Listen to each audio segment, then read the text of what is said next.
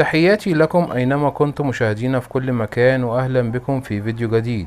منذ قليل انتشرت حالة من الصدمة والحزن عبر منصات التواصل الاجتماعي بعد انتشار خبر وفاة أنيس ليلي التيك توكر المعروف. وقد نشرت بعض الصفحات عبر منصات التواصل الاجتماعي المختلفة خبر وفاة التيك توكر أنيس ليلي إثر تعرضه لنوبة قلبية في دبي. وقد انتشر الخبر بشكل سريع عبر منصات التواصل الاجتماعي المختلفة، مما جعل حالة من الحزن لمتابعيه ومحبيه. خالص العزاء لأسرة المتوفي أنيس ليلي، سائلا المولى عز وجل أن يتغمده برحمته الواسعة ويلهم أهليه وذويه الصبر والسلوان.